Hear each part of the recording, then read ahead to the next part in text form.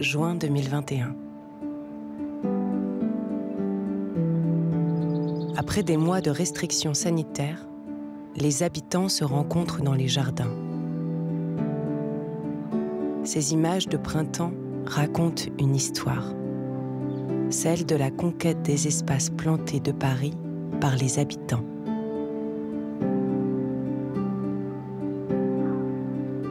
Avant la Révolution française, les jardins, les bois étaient réservés aux rois. Pour découvrir cette histoire, je commence une promenade dans les premiers jardins publics de Paris. J'essaye de comprendre en quoi les jardins sont importants. Quel est leur effet sur nous? Que racontent-ils?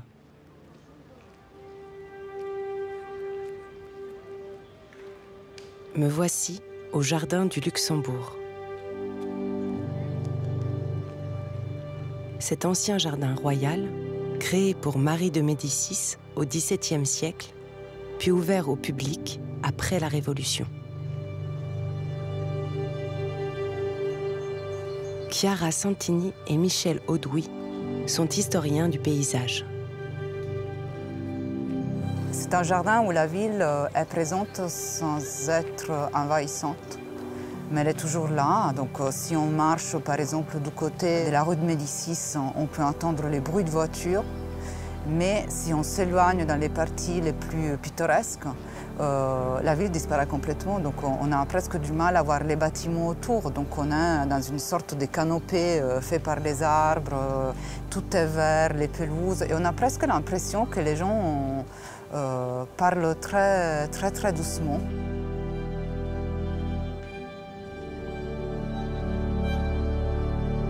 Chiara et Michel m'ont guidée durant ce printemps à la recherche de l'histoire des jardins publics de Paris. Ça, c'est un Troène, tu vois, en fleurs. Troène commun, celui-là. Ça, c'est vraiment fait partie de la palette végétale qui est spécifique des jardins haussmanniens. Le seringa, l'arrière-plan qui a fini de fleurir. Ça, c'est un fusain panaché. Non, le lauriétain, il ne faut pas manger, sinon tu meurs. Marc, je t'en donnerais bien. Tu vois, mais il se fait manger, ouais. Des buis. Oui, c'est un buis rotondifolia, c'est ça. pas comme ça. Ah bon? Et alors, tu pensais qu'il était comment? Petite? Oui. Mais ça, c'est une variété de buis à plus grosses feuilles. C'est le rotondifolia. Et celui que tu connais, c'est le sempervirens.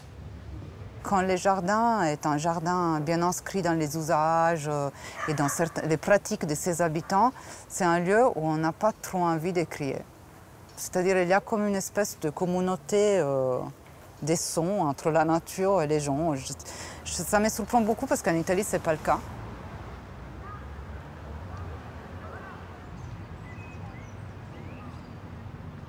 Dès la grille franchie, le comportement des gens change. On sent véritablement qu'on est dans un jardin. Les gens y sont bien parce qu'ils y trouvent chacun, à titre individuel ou en groupe, ce qu'ils viennent chercher dans un jardin, s'isoler, lire dans un coin.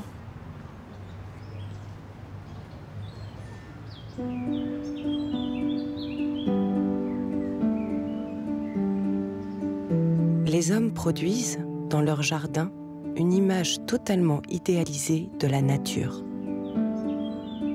Le jardin, écrit Michel Foucault, c'est la plus petite partie du monde et c'est le monde entier. J'ai appris qu'en ancien persan, le mot paradis désigne le jardin de l'empereur. Ces parcs, en persan, on les appelait d'un mot qui ressemblait à paradeison. Et le mot paradeison est devenu, donc en latin, paradisus. Donc, la signification étymologique du mot jardin est paradis. Je plonge dans le paradis du coin de la rue.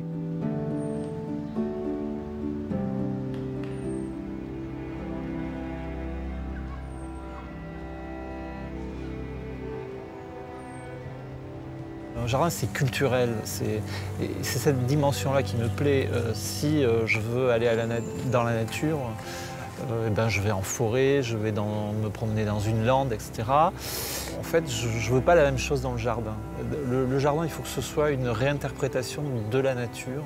C'est une nature complètement idéalisée.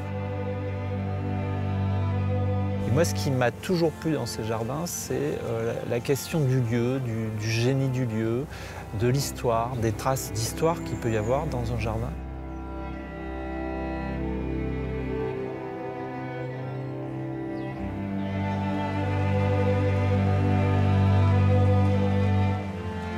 Les empereurs, les rois, disposent de jardins depuis des millénaires.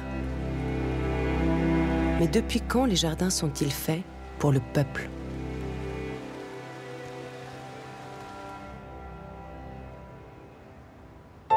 Au début du XIXe siècle, Paris est touché par une série d'épidémies.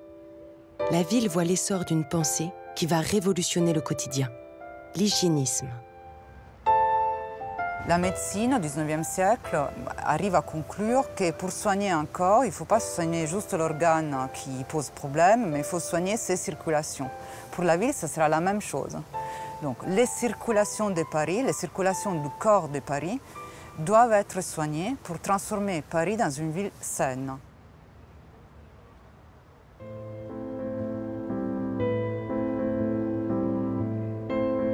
La promenade, le plein air, sont mis en avant comme des éléments essentiels. Problème. Au-delà des anciens jardins royaux, il n'existe aucun jardin public dans un tissu urbain très dense.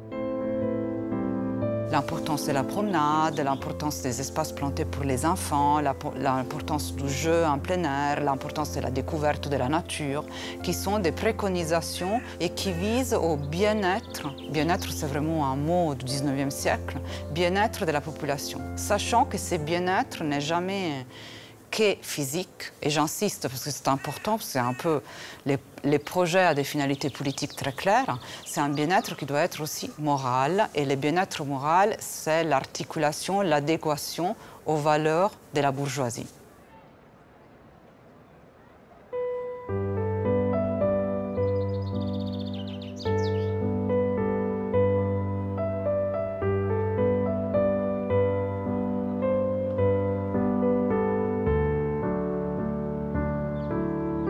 Les autorités de Paris décident de couvrir la ville de promenades plantées et jardins publics. Haussmann charge un ingénieur des ponts et chaussées de mener ce projet. Son nom, Adolphe Alphand. Comment son œuvre a-t-elle marqué indéfiniment le paysage parisien? Alphand est pour Paris le début et la fin de toute une aventure d'urbanisme très importante parce que son œuvre s'étale sur 40 ans. Elle commence dans un Paris qui vient de sortir de la Révolution de 48 et du premier tâtonnement d'un urbanisme dépercé, celui de Napoléon III et d'Haussmann, et se termine en 1891 dans un Paris qui réfléchit au grand projet du métropolitain. On peut dire qu'Alphand, c'est le grand chef d'orchestre de l'urbanisme parisien de la seconde moitié du XIXe siècle.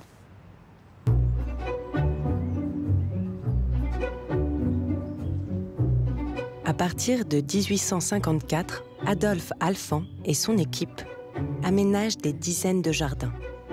Parmi eux, le bois de Boulogne, le bois de Vincennes, le parc des Buttes-Chaumont, quantité de squares et de boulevards plantés.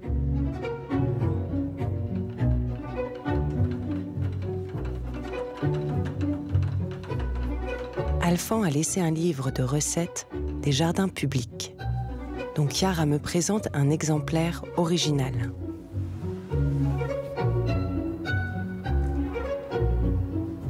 Ce livre est un ouvrage qui s'appelle « Les promenades de Paris ». C'est un ouvrage en 2 volumes en folio qui a été publié par livraison entre 1867. Les premières livraisons paraissent plus ou moins au début, à l'inauguration de l'exposition universelle, jusqu'en 1873. Et c'est un ouvrage qui, depuis sa publication, fait le tour du monde. Cet ouvrage est unique pour différentes raisons. La première concerne les sujets. C'est la première fois qu'on consacre intégralement un livre sur les jardins publics. Donc c'est la première fois qu'on dit que cette science naissante qui est la composition des jardins, elle a une finalité qui est civile destinée à la polis, c'est-à-dire à la ville, et donc destinée au vivre commun. Donc le sujet est à l'époque absolument novateur. C'est l'idée que l'espace public soit aussi un espace planté et que le végétal soit l'un des outils par lesquels construire, mais avant de la construire, penser la ville.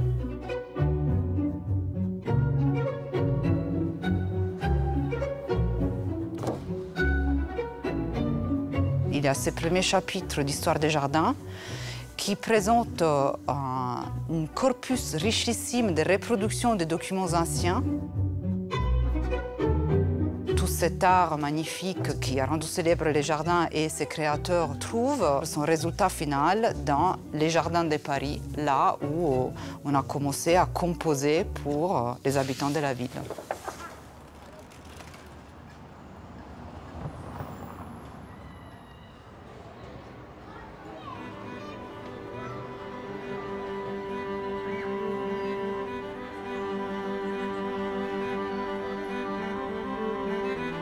Je déambule dans Paris à la recherche des traces des promenades plantées du XIXe siècle.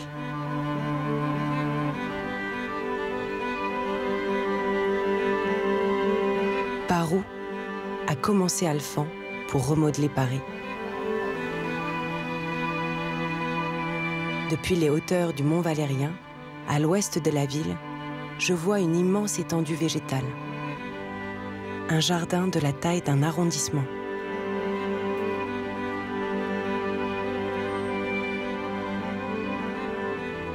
Les Bois de Boulogne est le premier grand chantier des promenades plantées parisiennes. Cette ancienne forêt royale est donnée en 1852 par Napoléon III à la ville de Paris pour la transformer en promenade publique. Les Bois de Boulogne devient la promenade publique des Parisiens, donc la promenade extra-urbaine pour les Parisiens.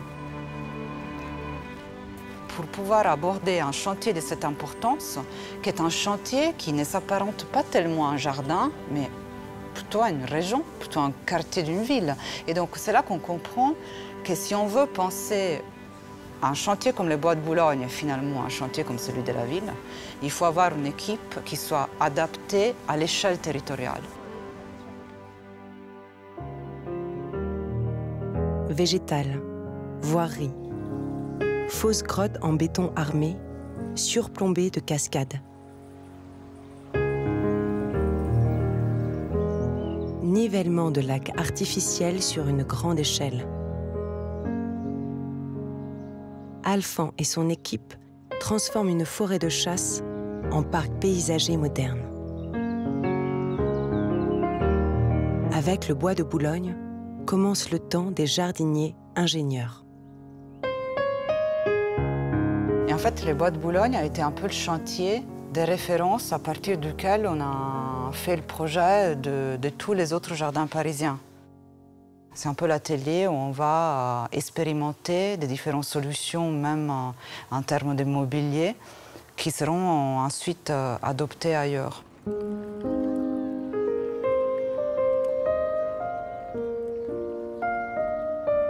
Donc là, c'est les galeries en fil de fer et fonte qui ont été créées pour suivre les tracés des routes et qui ensuite seront adoptées dans la plupart des jardins et parcs parisiens.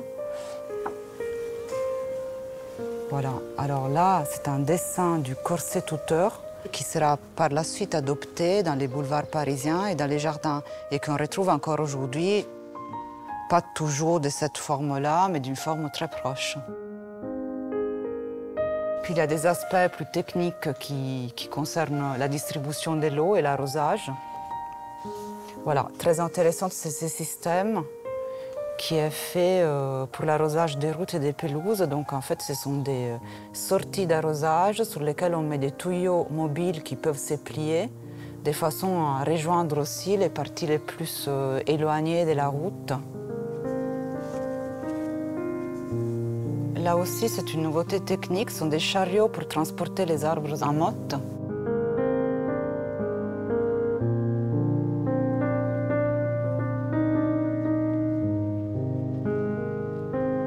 Je n'avais pas imaginé le bois de Boulogne comme un concentré de technologie. Je rêvassais, plutôt, devant un lac de béton, une cascade artificielle.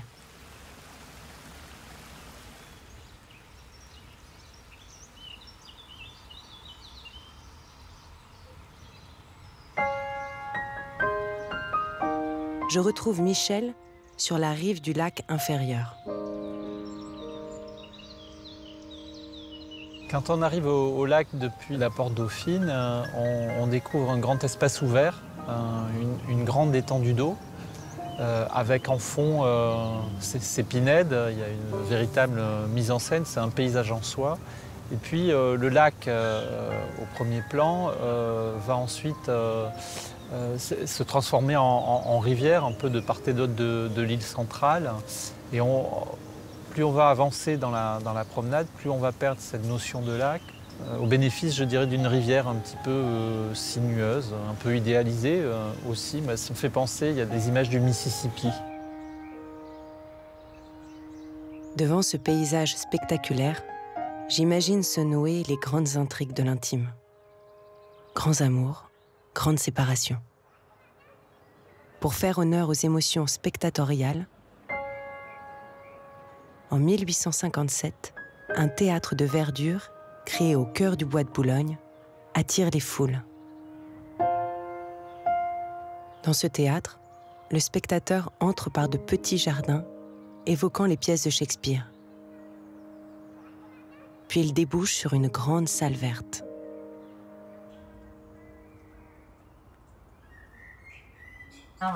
La directrice des lieux fait visiter le théâtre à une metteuse en scène.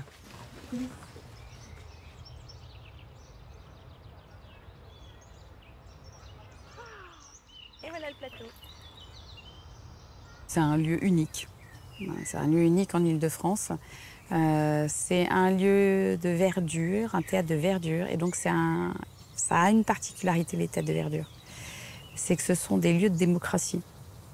C'est-à-dire que ce sont les seuls théâtres où on peut mélanger tout le monde. Et c'est vrai que sur une pelouse en plein air, c'est comme le théâtre de rue. Tout le monde se mélange et ça pose aucun problème. Qu'un paresseux vaut rien. L'enjeu est d'adapter la mise en scène à un espace extérieur très particulier. Mais n'a-t-il pas un fils? Oui, mon beau seigneur. Un fils qui ne déroge ni au renom ni à l'honneur d'un tel père. Vous le connaissez bien. Et je le connais comme moi-même. Là, ce que je vois, c'est qu'il faut tout réadapter, en fait. La mise en scène ne tient pas, celle qu'on avait dans d'autres salles ne tient pas ici, parce qu'au contraire, il faut honorer ce lieu. Alors là, en fait, la particularité de ce théâtre de verdure, c'est qu'on peut avoir plein d'entrées, plein de sorties, plein de cachettes. C'est vivant, voilà. Donc, on fait du spectacle vivant et on est en plus dans le vivant, donc c'est agréable. Le corps des acteurs se niche en des alcôves végétales. Gestes, mots, feuillage, lumière, tout fait spectacle. Le promeneur quitte le théâtre. Au détour d'un bosquet, tout le bois de Boulogne monte sur scène. Dans ce paysage, les vieux arbres déployés marquent le temps de leur superbe.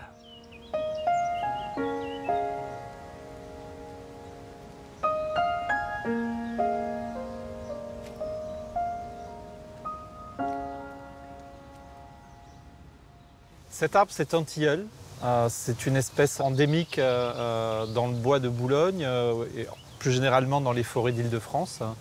Et ici, il est dans sa version parc, c'est-à-dire qu'il a poussé hors de la forêt. Donc il n'est pas dans la concurrence de la forêt.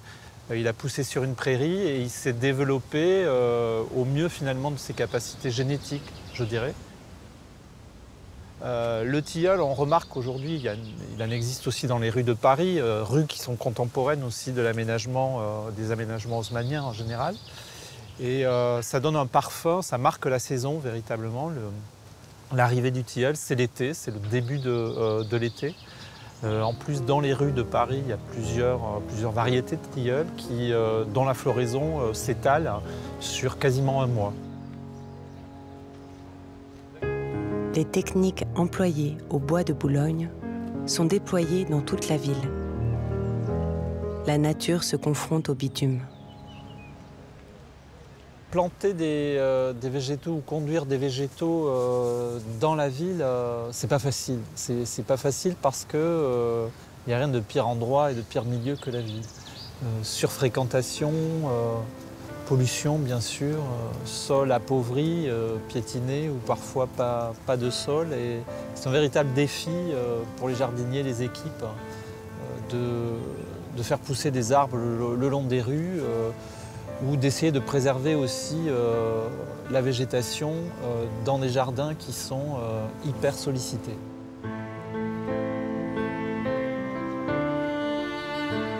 Les ingénieurs imaginent des plantations. La ville doit former des jardiniers, des horticulteurs. Avec la création du service de promenade de plantation, on décide au sein de la ville de Paris de se former ses propres jardiniers. Il y a une école qui est formellement créée, c'est l'école Dubreuil, qui à l'époque s'appelle École d'arboriculture de la ville de Paris. Et c'était une école où on pouvait s'inscrire gratuitement pour apprendre les fondements de l'arboriculture ornementale et de production.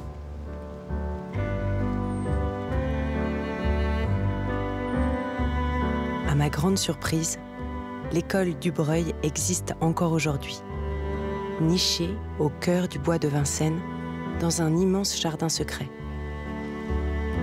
J'ai l'autorisation de filmer des travaux pratiques d'une classe de seconde en bac technologique. C'est pas forcément obligé d'aller vite, c'est voilà, exactement. Tu sens quand ça accroche? Super, c'est mon extrait. Attention la tête. Enlève tout ce qui est bois mort. Si ça se trouve, celle-là, à la fin, on dira on l'enlève parce qu'elle fait moche, elle est couillonne, elle est toute seule.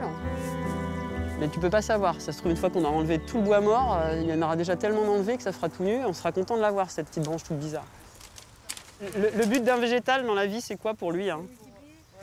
C'est de se multiplier, ouais, exactement. Du jeu, c'est de faire des bébés. Donc lui, il va faire des fleurs pour faire des graines, pour coloniser l'espace.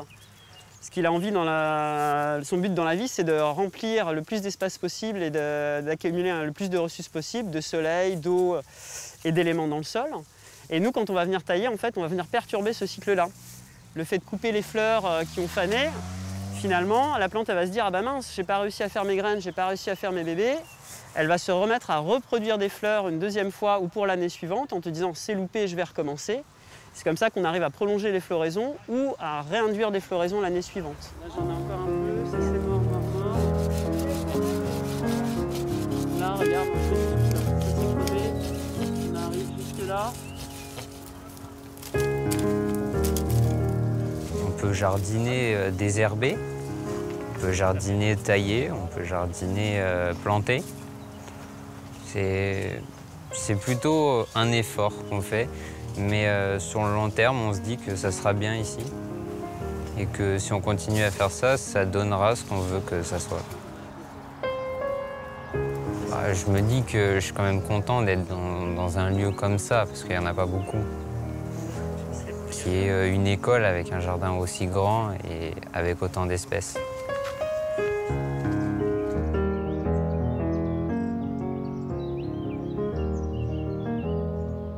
Le jardin de l'école Dubreuil, c'est 10 hectares de surface. Alors la particularité de l'école Dubreuil, c'est que c'est à la fois un jardin public et une école. Donc ça, c'est vraiment, je pense qu'à Paris, enfin en France, c'est unique, hein. On fait partie je crois qu'il y a 500 jardins à Paris, on fait partie des jardins parisiens. Et de ce fait, on reçoit du public. Et il faut à la fois concilier l'apprentissage, les élèves, et puis avec tout ce que ça comporte, hein, la sécurité, et puis de concilier le public aussi avec. On est dans le Paris 12e, donc on est loin de la circulation, on est dans un cadre idyllique, voilà. Moi j'aime tout dans ce jardin.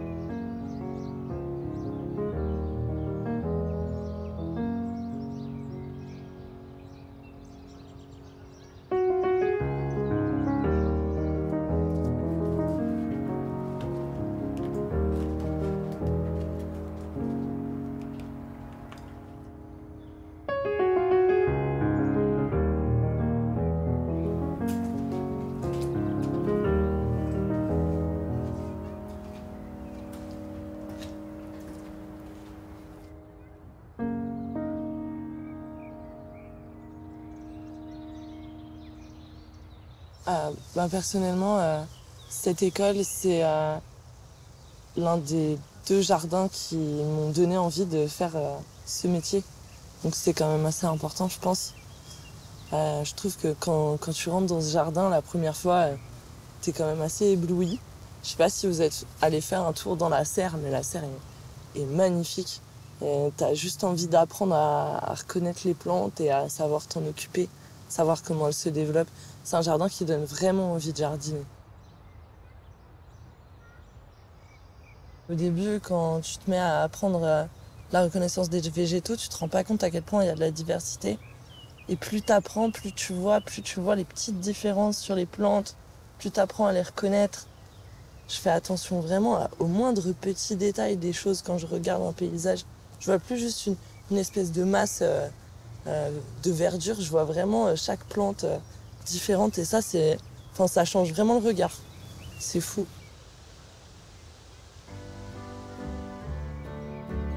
Le jardin de l'école du Breuil apparaît comme une encyclopédie végétale, héritière des passions horticoles des jardiniers du XIXe siècle. Leurs trouvailles sont exposées dans l'espace public comme des œuvres d'art. Parcs, squares, boulevards, l'équipe d'Alphand transforme la ville en jardin botanique. Ici, le boulevard Sébastopol, premier axe planté du XIXe siècle. La feuille d'un charme du boulevard Richard Lenoir. Plus loin, la feuille d'un catalpa.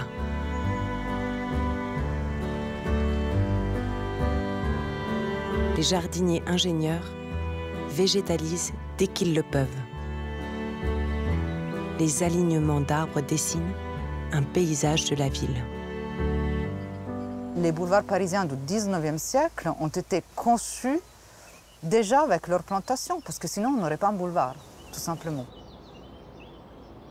Quand on va tracer le boulevard, on va prévoir en même temps les tranchées des plantations, les drains pour l'arrosage des plantes, les réseaux pour la distribution du gaz. Tout est fait en même temps. Et ça, je pense que c'est très important, même quand on pense à comment on veut végétaliser la ville aujourd'hui. C'est-à-dire qu'il y a une certaine intelligence au XIXe siècle qui fait en sorte que l'équipe travaille ensemble pour prévoir, pour mettre en place une unité totale.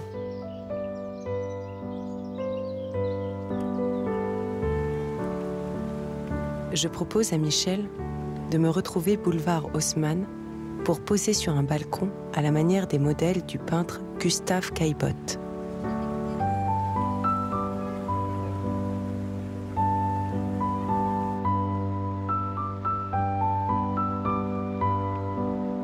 Caillebotte saisit l'effet produit par les nouveaux boulevards plantés sur le corps des habitants.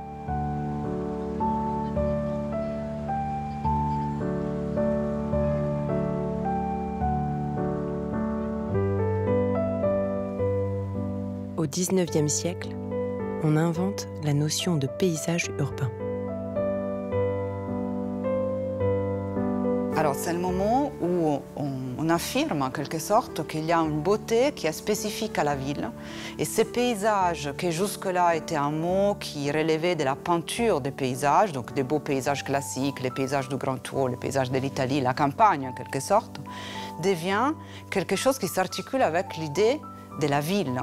C'est-à-dire que la ville est un paysage, c'est-à-dire un spectacle, un tout dont on peut apprécier les caractéristiques esthétiques.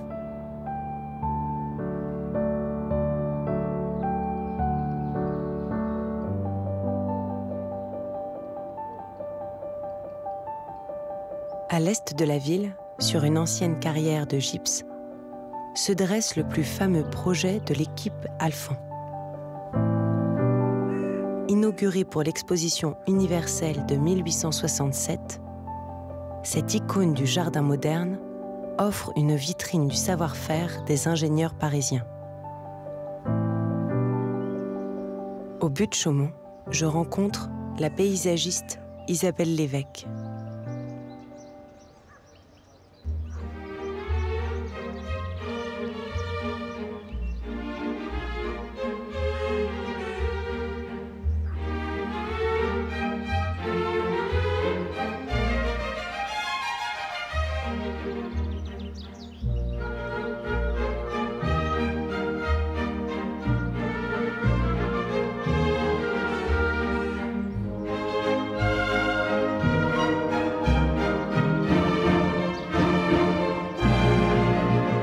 À l'époque, les faubourgs de Paris viennent d'être annexés en 1850. Donc quand ce parc est inauguré en 1867, on pourrait dire que c'est un parc visionnaire puisqu'il est inauguré sans immeuble autour. On a encore un certain nombre de manufactures. Il y a d'ailleurs une gravure qui montre les fumées de cheminée. Les Buttes-Chaumont, c'est probablement le parc le plus intéressant de Paris sur un plan topographique. C'est un parc qui est créé dans d'anciennes carrières. La volumétrie des terrassements est absolument incroyable. Elle dépasse le 1 million de mètres cubes. Et encore, ne serait-ce que l'année de l'inauguration 1867, eh bien, il y a 9 effondrements sous le lac. Alors, il y a un certain nombre de parements rocheux que vous trouverez dans le parc, qu'on trouve très beaux, on les prend pour de la décoration et en réalité il y a des éperons en béton derrière qui sont là pour retenir les sols.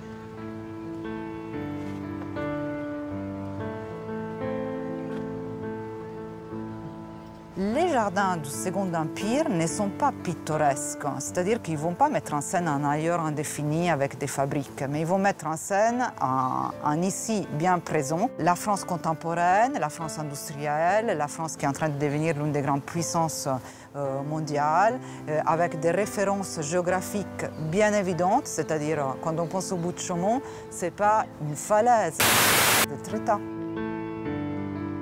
Donc c'est l'époque où on construit les grands chemins de fer, on va traverser les montagnes, on construit les grands ponts. Les ingénieurs des ponts et chaussées travaillent sur tout le territoire national et quand il s'agit de mettre en scène cette nature-là dans les jardins, ils vont faire des maquettes de ces chefs-d'œuvre qui vont monter comme des fabriques dans les jardins.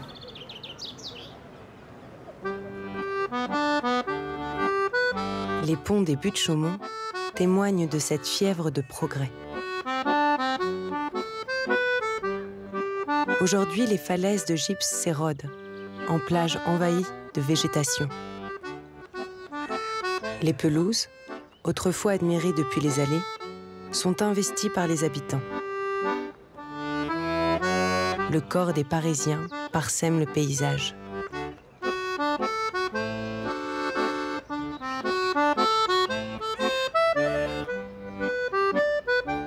Dans ce jardin du futur dans le passé,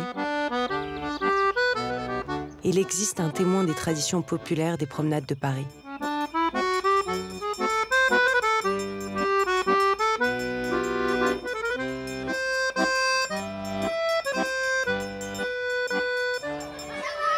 non, hein, c'est pas là. Oh, je l'ai vu, il a un bâton, moi j'en ai pas. Eh, je vais lui prendre son bâton, je lui fais défaire, je me cache par ici. Ah! Il est parti, c'est de votre faute. Où est-ce qu'il est? Dans sa chemise. Dans sa chemise. Ça va pas, non? Où est-ce qu'il est? Dans ses chaussures. Ou ça, dans ses chaussettes. Non mais ça va pas. Où est-ce qu'il est? Dans sa culotte. Oh! Attends que je t'attrape, tu vas voir. Eh oh, tralala, tu m'auras pas. Et moi j'ai le bâton, tontaine et tonton. Eh, et dis donc, si vous le voyez, vous m'appelez bien fort Guignol Guignol, d'accord? Allez, attendez, on va lui couper la route par ici.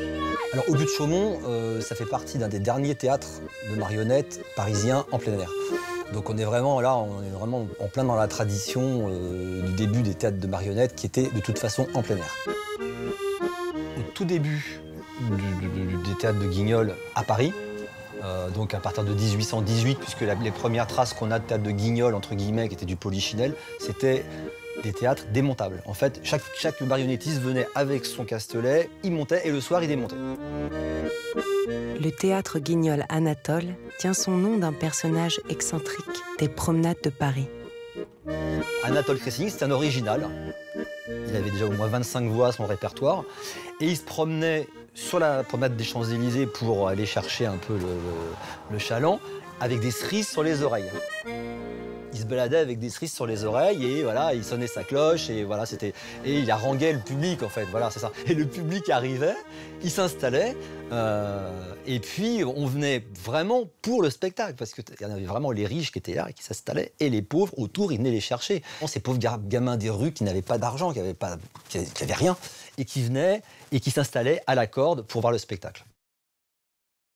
Vous n'êtes pas au courant, vous, pour les perles magiques par hasard? Je suis sûr que vous êtes au courant. Alors on va faire un marché. Si vous me dites où sont les perles magiques, eh ben je vous en donnerai une. Mais si, vous pourrez faire tous les vœux que vous voulez. Vous voulez pas? Eh ben tant pis pour vous, je me débrouillerai tout seul et puis c'est tout. Non mais alors, c'était par ici, non c'était par là, je comprends rien, je comprends pas. Bah, qu'est-ce qu'il y a? Hein?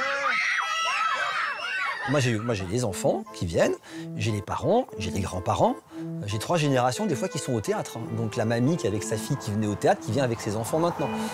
On est vraiment ancré dans une histoire. Une fois, j'ai une vieille dame, il y a longtemps, elle avait au moins 95 ans la dame. Elle me fait oh, mais moi je venais là quand j'étais petite et tout. Je fais ah bon? Elle me fait oui, je me rappelle très bien, il y avait un personnage là avec un nez comme ça. Je dis mais ça devait être Polichinelle. Elle me dit oui c'est ça, c'est Polichinelle et il présentait le spectacle, c'était très bizarre. Ce qui est sympa quand même dans le fait de jouer en plein air, c'est qu'on vit avec la nature en réalité. On arrive dans notre théâtre, en plus on en a fait nous une espèce d'écrin de verdure. Et on vit au fil des saisons. Et on arrive au tout début du printemps, il n'y a pas de feuilles aux arbres encore. Nous, la vigne vierge commence à peine à faire des bourgeons. Et on voit la nature s'éveiller petit à petit. Et jusqu'évidemment à l'automne, où là, tout fane et on commence à voir la vigne vierge rougir, etc. C'est un jardin, en fait. On arrive dans notre jardin parisien, en réalité.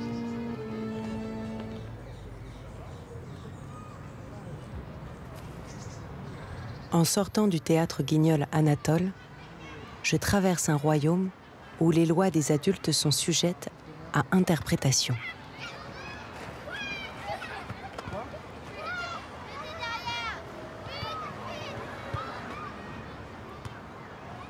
Les enfants sont mis en scène dans les jardins, mais les espaces qui leur sont consacrés sont vraiment exigus. Par contre, les enfants, ils les prennent, l'espace. Donc il y a toute cette espèce de guerre qu'on retrouve dans les archives, des gardiens qui se plaignent des enfants et des enfants qui finalement jouent à cache-cache avec les gardiens en faisant exprès de les attendre pour tout détruire et puis s'échapper. Au square de la place des Fêtes, à Belleville, se joue une ode au mercredi après-midi, le temps des enfants.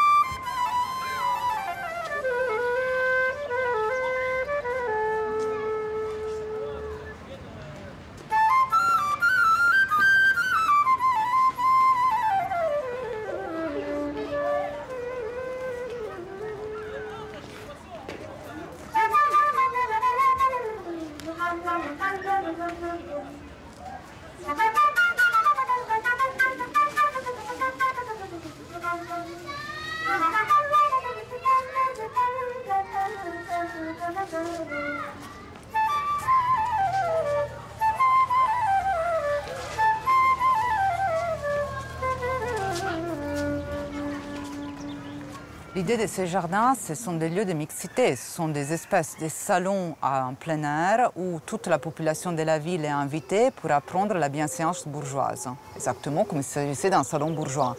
L'effet, c'est que quand on analyse les documents d'archives, même les journaux, on comprend que ce n'est pas du tout de la mixité, c'est plutôt de l'évitement. C'est-à-dire que les classes sociales se côtoient dans la meilleure des hypothèses, mais elles ne se mélangent jamais. Très fréquenter les squares populaires. Alors là, on a vraiment une mixité, mais c'est des squares où on ne verra jamais les grands bourgeois. Mais en général, les grands bourgeois, on ne les verra jamais dans un square.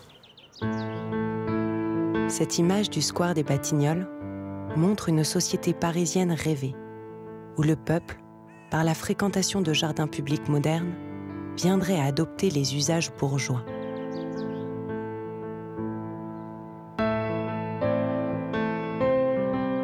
Le square des Batignolles, avec sa cascade, sa pièce d'eau, évoque le bois de Boulogne en miniature. C'est un plan du square des Batignolles qui montre l'inscription du square dans la voie publique et dans son contexte paysager. Donc le square, il est inséré dans des doubles alignements d'arbres qui, de ces côtés-là, forment en réalité une terrasse en surplomb sur les chemins de fer de l'Ouest. Les jardins s'orientent autour de cette perspective centrale qui est formée par les ruisseaux, qui se termine dans la partie la plus basse par un lac, et qui, dans la partie la plus haute, s'organise autour d'un rocher avec une cascade. Mais c'est intéressant de voir que la circulation est aussi rendue particulièrement efficace par les entrées, que la promenade ne doit pas être rallongée. Et donc, les squares, c'est aussi une possibilité de circulation au sein de la ville, même quand on est pressé. Je ralentis le pas et découvre dans un endroit caché une petite serre en métal et en verre.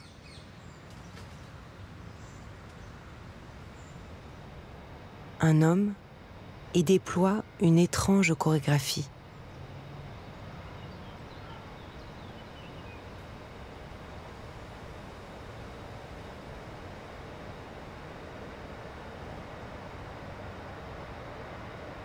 En fait, il s'agit d'une serre en verre, au milieu de laquelle se trouve donc cet oranger.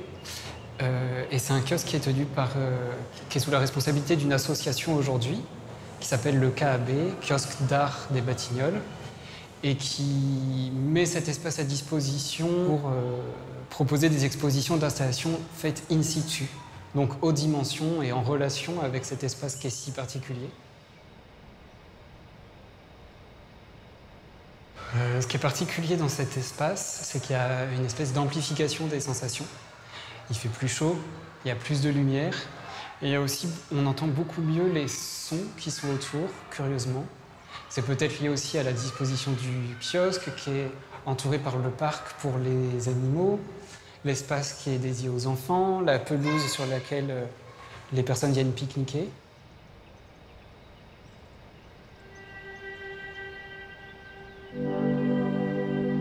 Parce que même s'il n'y a aucun événement qui se passe dans un jardin, c'est plein d'épiphénomènes et de micro-événements et qui passent beaucoup par les ombres. L'ombre d'un oiseau qui passe, l'ombre des feuilles qui bougent. C'est plein de tout petits événements dont l'ombre nous donne tous les indices. Et ça a beaucoup nourri mon imaginaire.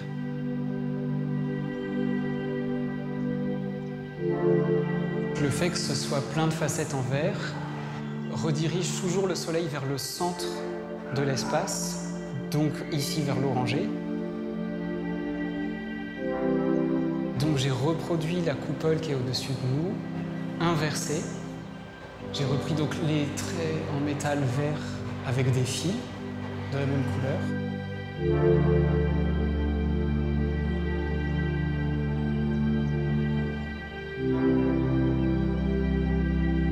la minutie du travail de l'artiste, évoque le sens du détail des jardiniers ingénieurs dont le square des Batignolles conserve les traces discrètes.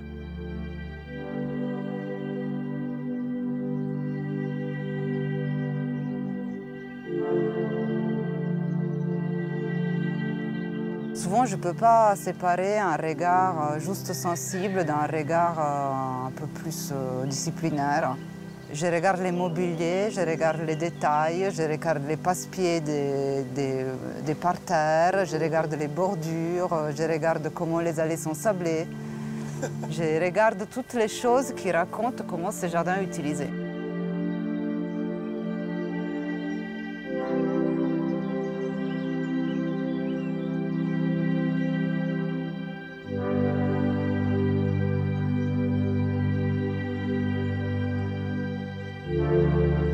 À la fin de sa carrière, Alphand s'adresse ainsi au conseil municipal de Paris. Promenez-vous dans nos rues, sur nos boulevards. Je ne crois pas qu'il y ait une ville au monde qui ait des plantations pareilles aux nôtres. Comment sommes-nous arrivés à ce résultat? Par le concours de tous, messieurs. En effet, les promenades réclament le concours d'ingénieurs habiles. Leur création nécessite des travaux de soutènement très difficiles. Mais je reconnais que les ingénieurs ne suffisent pas. La collaboration des architectes est nécessaire. Et enfin, il y a un troisième concours indispensable, messieurs. C'est celui des horticulteurs et des jardiniers pour le choix et l'aménagement des bois à utiliser. Le service des promenades n'est donc pas aussi simple qu'on le dise. En 1870, un événement tragique vient rompre le quotidien fragile des jardins publics.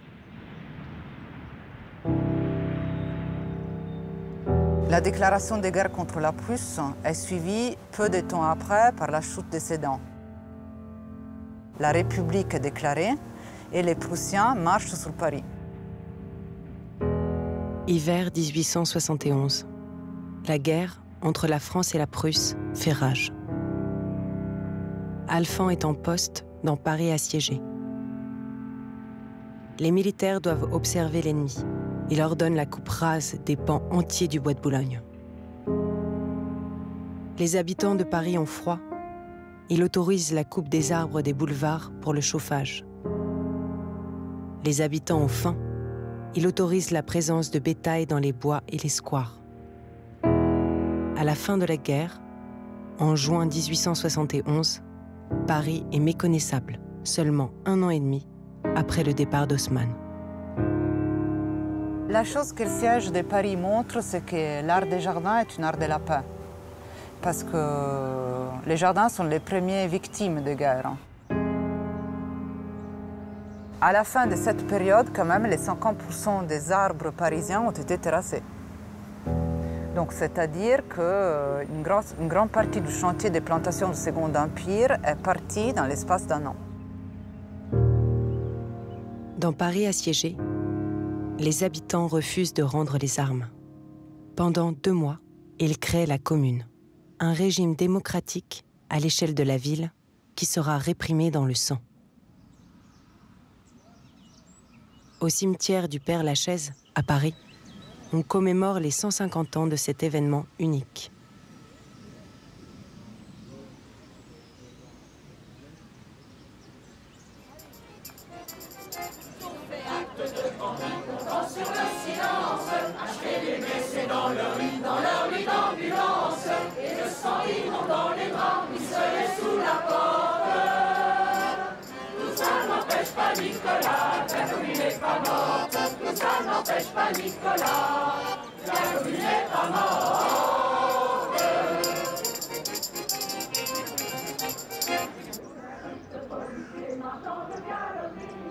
Chaque génération plante les arbres de la suivante. Un passage de relais au peuple des jardins.